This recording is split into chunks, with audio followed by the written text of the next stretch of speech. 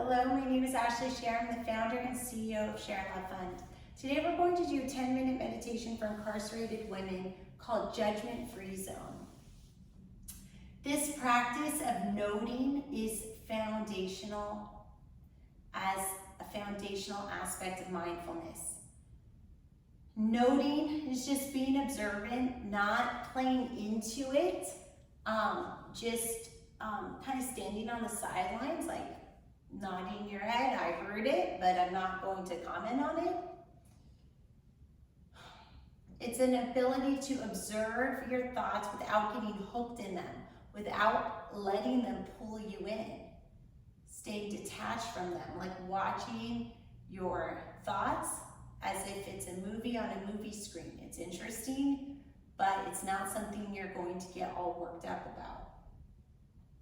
This non-judgmental noting or observing exercise will help you practice separating your judgment from your experience.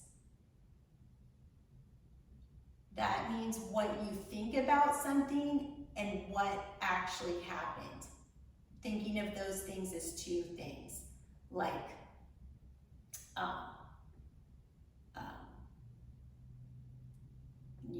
it's raining and I don't like the rain.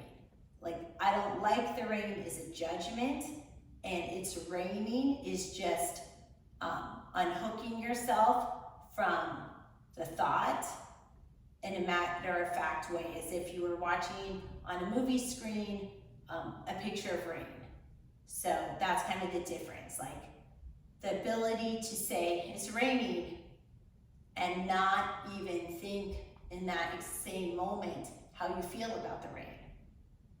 So with the rain, it's a little bit easier than the more difficult topics that our mind generally goes to, because our minds are hardwired to worry. So our minds have been built to worry to keep us out of trouble. But now that worrying is so overwhelming that it's can get people into trouble, because it's hard to control your emotions with all that worrying. So now we're trying to give the tool where you can sort of turn on and off that worry. You can't really turn it off, but you can unhook yourself from it. You can not let it drag you down. You can observe it just like the rain, but not play into how you feel about the rain, if that makes sense. Let's begin by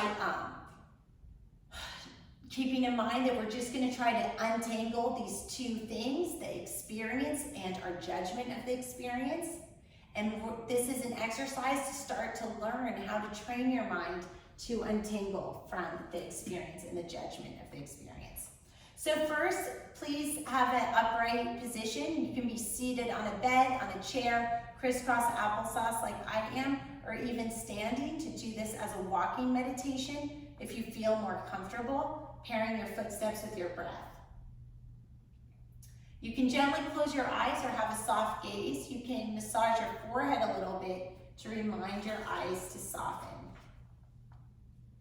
Using the breath, invite both awareness and relaxation into the body and the mind.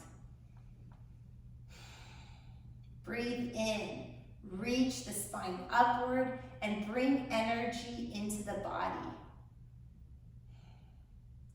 Breathing out, let everything go. Let the jaw go slack. Let the shoulders roll away from the ears back. Soften the muscles in your belly, and you can give your belly a little rub to remind it to do that.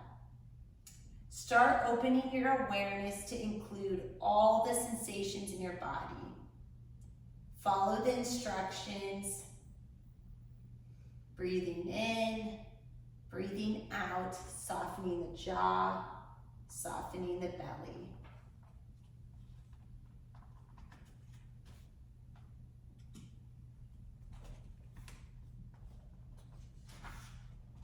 After settling into this practice for a few minutes, notice the mind.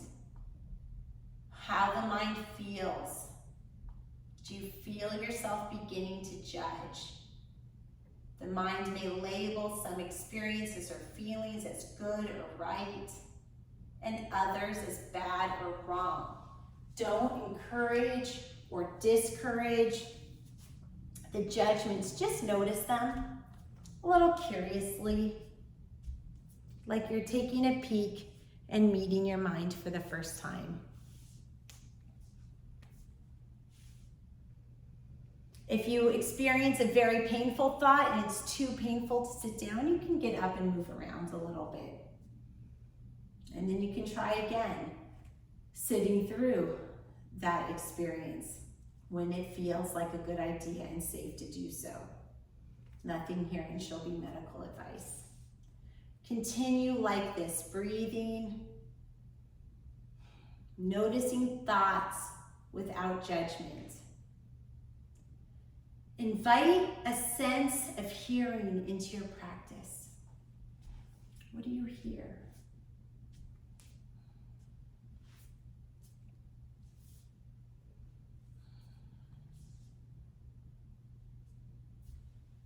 When you hear a sound, recognize what you're hearing. Like, wow, that's a really loud, well, I guess that would be a judgment, but just try to hear it without identifying what it is and without identifying whether you like the sound or not. Sort of like if you were hearing a foreign language and you didn't know what words it was saying. Try to think of it as just the sound. Like if you were a baby, a sound would be a sound and you wouldn't necessarily know what it is. Try to approach it with curiosity. When we feel curious, sometimes things don't bother us as much. If a judgment arises about the sound, recognize it, but don't do anything about it.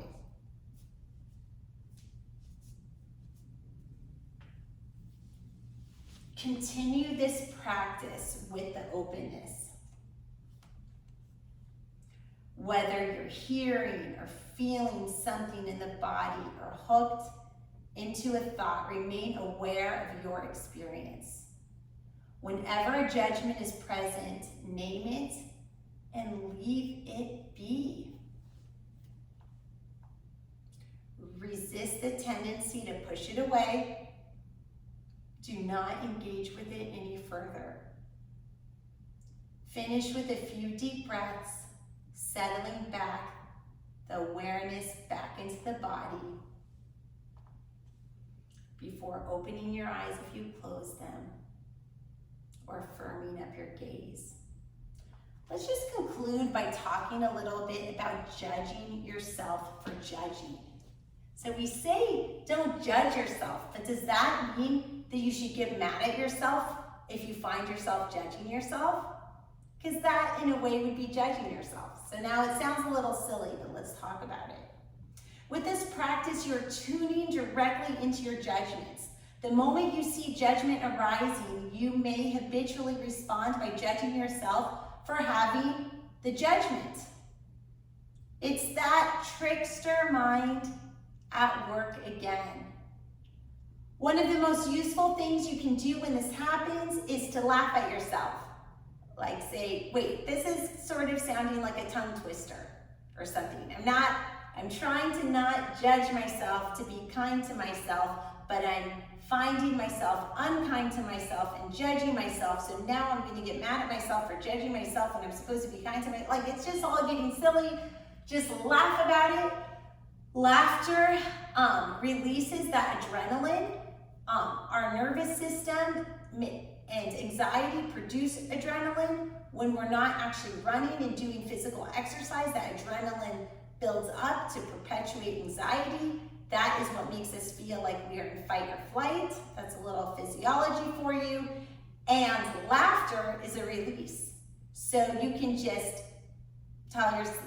laugh it off, tell yourself. You're not getting into that. The point was not to judge yourself for judging yourself. The point was to tell yourself that it's okay to be you. And guess what I want to also say? Did you know that being a total mess inspires people all the time? Because it's not really inspiring to see a perfect person live perfectly.